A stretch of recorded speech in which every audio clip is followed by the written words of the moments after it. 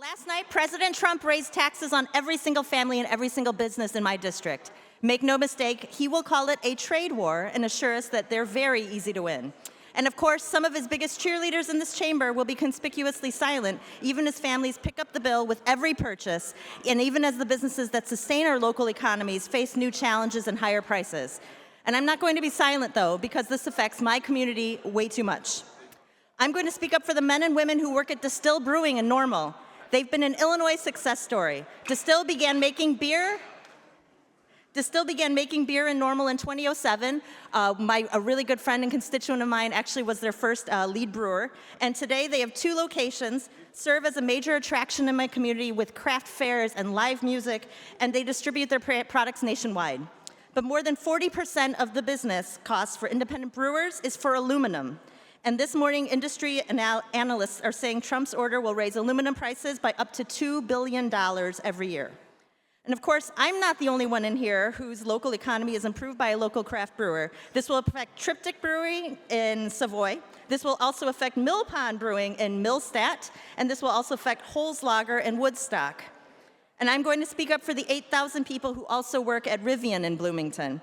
They've invested more than $1.5 billion into my local economy, but despite exceeding estimated sales in 2024, the company had to downgrade its 2025 projections because the Trump trade agenda raises the cost of vehicles by thousands of dollars. And of course, I'm not the only one here whose economy is also supported by the local auto industry. How will a $12,000 increase in the cost of a new car affect local revenue in Wheaton or in Burr Ridge? What will we say when families are forced to make up the difference in higher property taxes? And I'm going to speak up for the family farms that so many of us say that are a priority. Just like my colleagues across the aisle, I have fought for the bill to protect their land from unfair estate taxes that were never intended to affect them. But today, the greatest threat to their next generation story is what these tariffs will mean for them when our largest international markets will turn to trade partners in South America and other points in the world. And of course, I'm not the only one who represents family farms, but I am the only one who's standing up and saying something about the greatest threat to families and entire communities. And I'm going to also speak up for families who are raising young kids, just like me. Target, Best Buy, Walmart have all said that higher prices are coming as soon as this week because Donald Trump has put a new tax on everything families buy every day.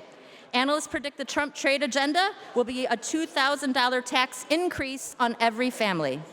And of course, I'm not the only one who represents families that can't afford a $2,000 tax increase. Our friends on the other side of the aisle will tell us about how everything from school curricula to workers' rights are actually secret tax increases. But when working families are paying the very real cost for your political agenda, the silence is deafening. So I won't be silent, and I'm going to speak out and demand we do what we can in this chamber to help families make ends meet, help businesses succeed, and to help our state move forward. Thank you.